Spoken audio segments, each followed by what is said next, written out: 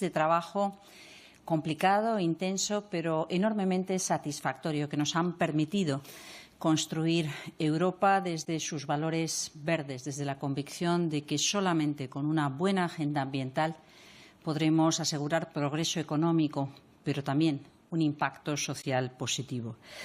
Quisiera empezar recordando que cuando en la reunión del pasado 17 de octubre del Consejo de Medio Ambiente aprobamos las conclusiones de la Unión Europea, el mandato para acudir a las negociaciones de clima en Dubái, nos parecía que sería difícil poder abordar los desafíos de la agenda multilateral en materia de clima con éxito y preservando la posición europea, generando alianzas con otros países igualmente comprometidos y convencidos de lo relevante que es trabajar desde el espacio multilateral para responder a los desafíos globales. Esta plataforma de gobernanza en la que se ha convertido la COP de clima tuvo éxito y volvimos de Dubái junto con el comisario Hoekstra y el resto de los ministros que han participado activamente en esta negociación con un mensaje claro.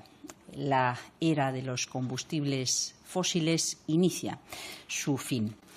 Nos mantenemos dentro del objetivo de no superar en más de 1,5 grados centígrados la temperatura media de la superficie terrestre, en un contexto geopolítico complejo en el que deberemos seguir abordando muchas de las preguntas, de los desafíos que tenemos por delante. Un balance positivo de esta COP que requerirá trabajo adicional por nuestra parte, trabajo adicional del resto de las instituciones europeas y más allá de nuestras fronteras, como hemos tenido ocasión de compartir también durante el día de hoy, con un almuerzo dedicado a conocer directamente las conclusiones del Consejo Asesor del Consejo Científico en materia de clima para la Unión Europea, para la Comisión y el Consejo, pero también de repasar otros aspectos importantes relacionados con la acción climática, como son no solamente las reuniones internacionales, también los avances en los planes nacionales de energía y clima evaluados por la Comisión. Un balance positivo de un semestre que se ha saldado con más de 21 decisiones adoptadas en relación con el paquete Fit for 55, muchas de ellas culminadas, 14 culminadas durante estos meses, 7 con orientaciones generales que permitirán a la presidencia belga seguir adelante. Un avance positivo que ha permitido también seguir nuestra senda de progreso en dosieres ambientales tan importantes como la Ley de Restauración de la Naturaleza o, como hoy, en la regulación sobre envases y empaquetado. Ha sido una negociación intensa en la que hemos conseguido encajar las distintas peticiones, las distintas preocupaciones de los Gobiernos, pero favorecer una convergencia que permita que en el mercado interior contemos con las señales adecuadas para la industria y logremos una reducción significativa del volumen de envases y empaquetado que hoy sigue circulando en el territorio comunitario con una tendencia al alza que merecía la atención, la prioridad en nuestra actividad legislativa. Nuestro objetivo es reducir gradualmente la cantidad de residuos de envases hasta un 15% en el año 2040 y creo que la amplia mayoría cualificada conseguida hoy pone de manifiesto el compromiso de los distintos Estados miembros, el compromiso de las instituciones comunitarias para poder lograr un acuerdo en trílogos durante este ciclo institucional, antes de que haya un nuevo Parlamento, una nueva Comisión. Hemos abordado también la Directiva de Vigilancia del Suelo, de monitoreo del suelo. El suelo es un bien escaso, limitado, enormemente importante para generar riqueza, para garantizar la seguridad alimentaria, para garantizar el estado de salud de la biodiversidad. Esta propuesta de Directiva de Vigilancia del Suelo ha sido sometida a la consideración del Consejo para poder disponer de una orientación general que permita seguir adelante y garantizar la gestión sostenible del suelo y la restauración de los terrenos contaminados. También venía a este Consejo con voluntad de poder contar con una orientación por parte de los ministros, un debate de orientación general, el marco de vigilancia forestal de la Unión Europea. Unos bosques que sirven en la Unión Europea como en el resto de las partes del mundo, pero que cuentan con una presencia mucho más elevada de lo que a priori se pudiera pensar para garantizar servicios ecosistémicos básicos, para garantizar el papel de termostato sobre la temperatura, la captura de CO2, el proteger nuestra salud gracias a la absorción de distintos gases o garantizar reservas de biodiversidad en buen estado, fijación de población en el territorio y otros muchos servicios ambientales que merecen la atención, la protección, pero también la vigilancia, el monitoreo para poder seguir adoptando medidas basadas en datos, en información. También en bosques la ciencia, el conocimiento es fundamental y las instituciones europeas tienen a gala precisamente tomar decisiones sobre la base de buena información, del mejor conocimiento científico en cada momento. Me gustaría terminar esta breve intervención agradeciendo enormemente a la Comisión, a los comisarios involucrados en las tareas del Consejo de Medio Ambiente, su ingente trabajo y el de sus equipos para poder avanzar en una agenda que nos identifica con los valores europeos y que nos permite seguir construyendo nuestro proyecto en común. Estamos en disposición de ampliar el grado de detalle que resulte necesario para que la presidencia belga culmine con éxito este ciclo caracterizado como quizá nunca antes en un mandato de la Comisión, en un ciclo europeo, precisamente por la respuesta verde y unificadora, facilitadora de consensos a nivel europeo en los desafíos que hemos afrontado. Así que muchas gracias, querido comisario, a ti y a todo tu equipo. Yes, thank you very much and good afternoon and thank you for coming. I'd like to begin by thanking Teresa and her colleagues for what has been a truly exceptional presidency. You've managed to deliver agreements on many files that didn't look at all certain a few months back. Of course, nature restoration law, which first comes to our mind, but not only that, eco-design for sustainable products, environmental crime, industrial emissions, waste shipments, and all of this in addition to the remarkable achievements on climate. They really have delivered a colossal amount, and of course, it's not quite finished, and that's why we were here today. There were three main points of business for the environment. First of all, on packaging and packaging waste, then on soil monitoring, and on forest monitoring this afternoon. In the Green Deal, packaging waste is a big deal. Despite the requirements in the current directive, the trends are still going in the wrong direction, in particular for a single-use packaging. So the general approach that we agreed today will take us closer to the Europe's goal for a genuinely circular economy. It reflects the need to reduce waste, to ban or minimize certain types of packaging, and to set up efficient reuse and refill systems. And it establishes EU-wide sustainability requirements, for instance, for recyclability of packaging and recycled content in plastic packaging to ensure a level playing field for all. So, of course, I very much welcome the result. I now look forward, together with the Belgian presidency in charge, but also Parliament, finalizing, reaching the final agreement before the end of the Parliament's mandate. We then passed to a discussion about the Commission proposal for a soil monitoring law. This was the first time that ministers were discussing the proposal, which, as you know, aims to fill a big gap in EU legislation. We need new legislation to achieve our objectives for climate and biodiversity, to build up resilience to droughts and natural disasters, to ensure food security and safety, and to protect human health. I reminded ministers about the many flexibilities that we built into the proposal and about the availability of funding, even under the current multi-annual financial framework. I asked ministers to treat it as a priority, and I reminded them that the Commission is always available to address their concerns. Finally, the forest monitoring proposal adopted by the Commission in November. EU forests are a vital resource for millions, and they are essential for climate goals, but they are increasingly under threat for catastrophic events like wildfires, pest outbreaks, heat waves, and drought. So to improve their protection and resilience, we need better knowledge, better information, better monitoring, and that's why we propose this new regulation to give policymakers a high-quality data that is comprehensive, timely, and easy to compare. Ministers, they were looking at this proposal for the first time, and they shared their views on how effective it looks and how cost-effective it should prove in practice. I was heartened by what I hear today. A lot of serious consideration has gone into the preparations, and we now have a much clearer idea of where member states stand on the proposal. We ended the day with some AOB points. On the one I would single out is, of course, the progress report on the EU Air Quality Directive. One main goal here is aligning EU air quality standards more closely with recommendations of the World Health Organization, as well as strengthening provisions on monitoring and helping local authorities to achieve cleaner air.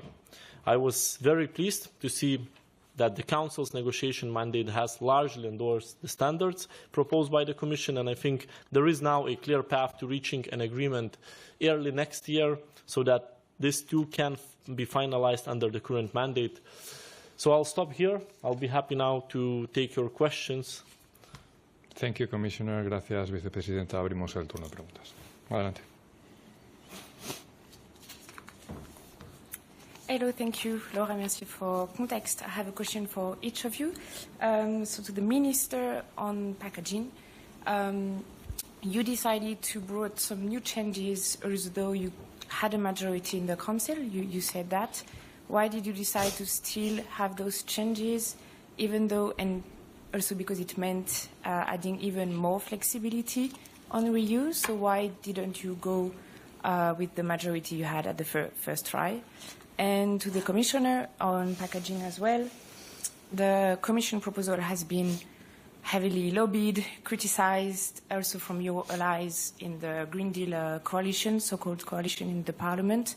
And it resulted in a very long list of derogations, both in the Council text and the Parliament text. So looking back, would you have done anything differently to avoid that result? And are you confident you can try to keep some ambition level in the trilogue agreement? Thank you. Yes. No, thank you so much. Yes, I'm happy I've done it. I've introduced 4 issues, and I've got 25 votes for, and a statement from one single country. So I think that it's worth to try to get as many countries as possible, as many member states as possible.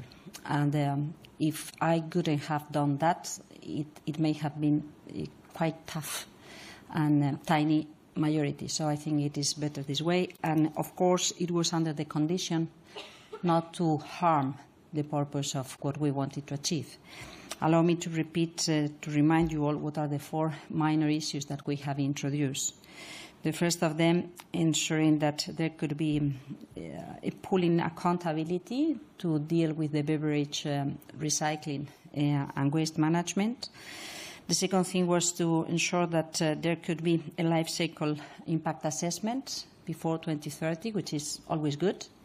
The third thing was an exception, some additional flexibility for islands with less than 2,000 inhabitants. Very honestly, 2,000 inhabitants in a small island is not irreasonable to provide some flexibility. And the fourth thing was an additional year in the transition towards the new system, so to start at the beginning of 25. So I think that all of them were broadly supported, and I think that it is always good to be sure that eventually all member states, but if it is not the case, almost all member states feel comfortable and feel the ownership of the final outcome. So I'm happy with this result. Yes, thank you very much for your question. Yes, we had a very ambitious proposal, and we need ambition because, you know, if you look at the statistics, every year we keep on breaking sad record with the piles of waste increasing, despite a great work done by the member states increasing their recycling capacities. it's not enough. The gap is growing. And the second thing, one of the huge achievements of EU is single market. And we see that member states going separate direction has a negative impact on that single market. So I don't think the Commission had any other choice after the throughout impact assessment than just to put ambitious proposal on the table. I'm happy with the result today that we have managed to achieve. That gives a good ground. I will, of course, reserve from commenting in more detail because we still have trialogues that are upcoming. But if we manage, together with now Belgian presidency and the Parliament, to finalize it by the end of the mandate, keeping all three basically options as regards the reuse and refill, as regards the banning or phasing out some of the unnecessary products, and increase the efficiency of recycling, I'll be extremely satisfied with the end result. Thank you. Alice. Thank you. Alice Hancock, Financial Times. This is probably more a question for Minister Ribera, but Commissioner, you're very welcome to comment. It was if you could expand upon the discussion on the 2040 target at lunch, and particularly in light of the Commission's assessment report today on national energy and climate plans, which highlighted a potential gap in meeting the 2030 target. Do you think ministers will back a 90% or more target when it comes to the communication next year, based on today's discussion? And did today's assessment play into the talks at all? Thank you. Thank you so much. I think it was a very interesting and constructive discussion. We had an introductory comment from Professor Edenhofer, so sharing the views of the Advisory Council on climate, stressing that all the scenarios they had been working on try to ensure this 1.5 that was back in Dubai, and trying to identify what could be the share, the fair share of the European Union. So it was quite, how to say, up in the logics and the arguments on the important task that we have ahead of us. And the Commissioner shared his understanding on how to proceed and to introduce the first impact assessment at the beginning of 2024, and then probably it will take a little bit longer to get into much more detailed approach in the procedure. I think that it was good to see that all the ministers were engaged on the fact that we need to enter into this conversation, that we need also to take into consideration the socioeconomic aspects, so to ensure that we can go through these pathways in a way that makes sense also for the general public and for the business and companies. But as I say, it was a very general conversation. As for the assessment report of the national climate and energy reports, we did not have real time to enter into the discussion because the report has been published this morning. So the ministers and the teams did not have time to assess. We went through a very quick reading, and I see that there are important messages in this report. Probably the first message is that we still need to work much more, and that there is an effort to be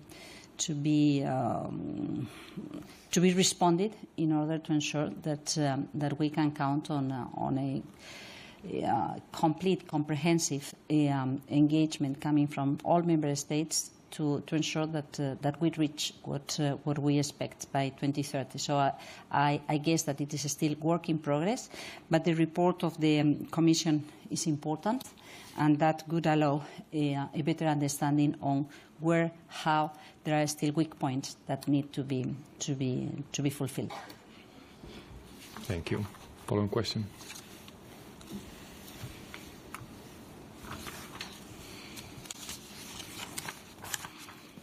Hi, Emanuela Barbiolio from Carbon Pools. I've got two questions. One is on COP28. Some observers said the EU is to be considered responsible for the lack of an agreement on Article 6 for carbon markets. So I was wondering, how do you respond to these claims, and also what is your view on what should be done now that consensus doesn't seem to be there? The second question is also on the EEA data and the Commission's assessment of national plans. Can you maybe just expand a little bit on carbon removal certification framework and how our ongoing works going on that? Thanks. Thanks a lot for the question. Yes, on the development of Article 6 of the Paris Agreement, there was something that has always been at the heart of the European positions, which is to ensure environmental integrity. And the developments of the negotiation were not really ensuring this environmental integrity. So there was a general assessment on the importance to keep on working to ensure a proper result, a proper outcome that could allow the engagement on these market instruments together with having no loopholes in this regard. That is regarding your question on COP28 and carbon markets. Then you commented on the assessment of the European Commission report. As I said, it is a little bit difficult to enter into a proper conversation on this final assessment, since we did not really have time to make a proper reading, because it was published this morning. I guess that the main message is that we still have things to be improved as Union, as a complete set of 27 member states. I think that the general comments dealing with the Spanish plan, of course, we will take into consideration the recommendations of improvements that may be there, but in general terms, I have been able to see that it is well placed and assessed in a very positive manner by the services of the Commission. But as I say, I think that it could not be a right moment to comment on this, because we did not have the time to go into a deep reading about the report. Sorry.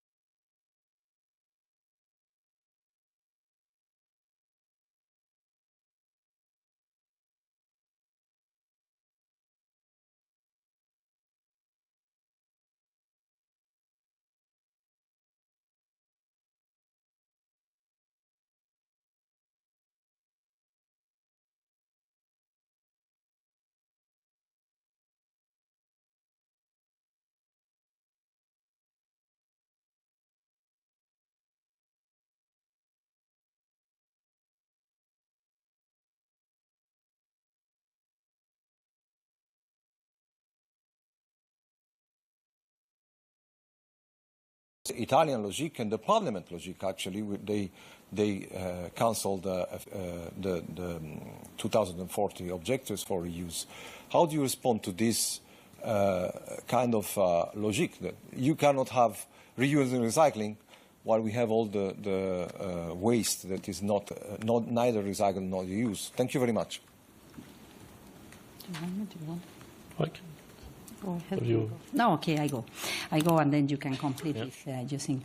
I guess that for the first question, why Italy was not comfortable, the best thing is to ask the Italian minister and his team where they consider that it was not enough. As it relates to the work of the presidency, I could insist on something which I commented at the beginning. For us, it was very important to keep the purpose and the ambition, and to ensure the largest possible back support by the different delegations. And there have been many things that have been worked along the last weeks in technical groups and in COREPER, and we have taken back some flexibilities, as for instance dealing with wine bottles or dealing with cardboards. So to ensure that we could work on things that may have a logic behind and did not undermine the main purpose of this regulation, which is mainly an environmental regulation, but as I said, it is also very relevant in industrial terms. It is also very relevant in terms of the single market. How the efforts being driven by the different member states have been differing to the extent that we are not as efficient, as effective as we could. And this is why it is going to be adopted as a regulation and not as a directive, but also providing some transitional periods to ensure that we are all aligned. There has been something that has been demanded by the Italian delegation, so to add a year in the transition period, and I think that there was an acceptance, not because everybody felt that it was needed, but there was a general acceptance on that.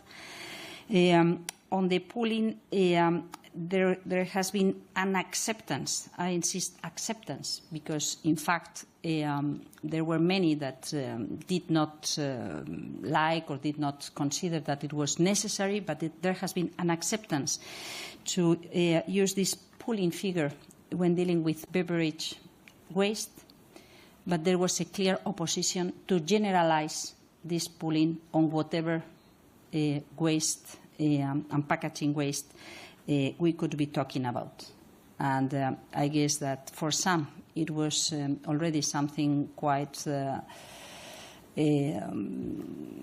flexible to accept pooling for beverage waste, and for almost everybody it was not acceptable to generalize this pooling on whatever type of waste we could be talking about. Finally, when talking about the relation and the discussions in trilogue between the Parliament and the Commission and the Council, that will be the task of the Belgian presidency. What we have seen coming from the position in the Parliament differs from what we understand is a sufficiently ambitious final outcome, but we have already gone through the different interinstitutional procedures, so we cannot prejudge how things will evolve in the coming weeks. What I know, and I feel quite proud of that, not only because of the work of the Commission's team or the work of the presidency team, but because of the broad work of all delegations, the 27 delegations, is that today we have a robust response that counts with the support of the 26 member states. So I think that it is quite a good result, and that's what I guess the Belgian presidency will try to stick to, the mandate that they have got with this general orientation. Yes, so first of all, on overall the position, I'm really thankful to the Spanish presidency, who managed to get almost all, except Italy, on board, and even so, it was still tries until the very last minute.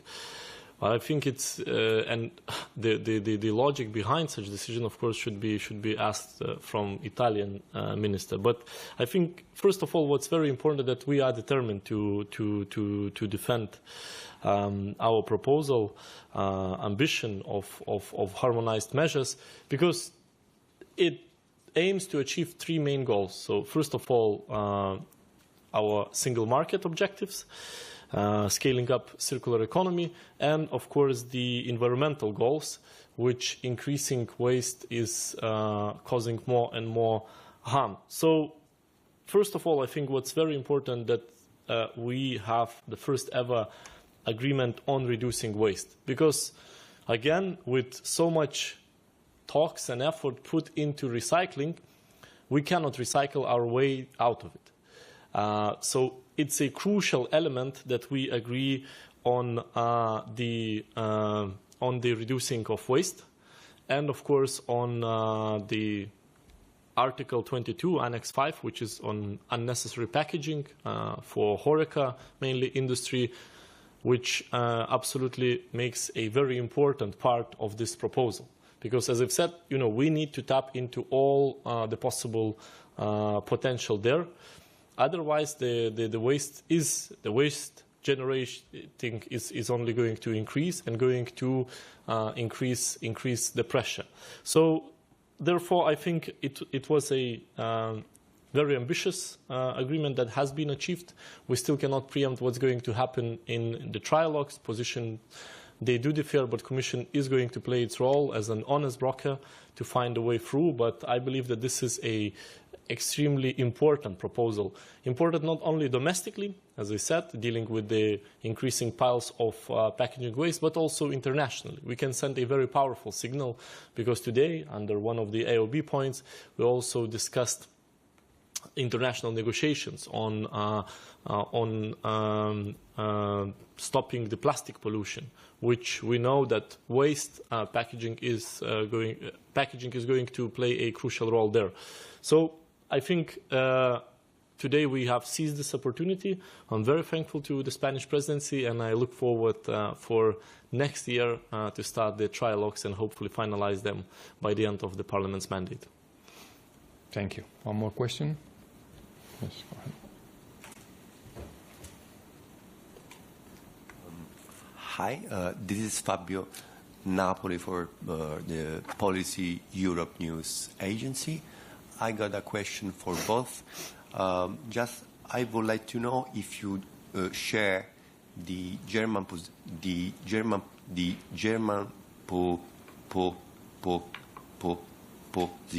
Sorry. About the fact that too many national derogations can undermine the integrity of the common market on packaging. Thank you.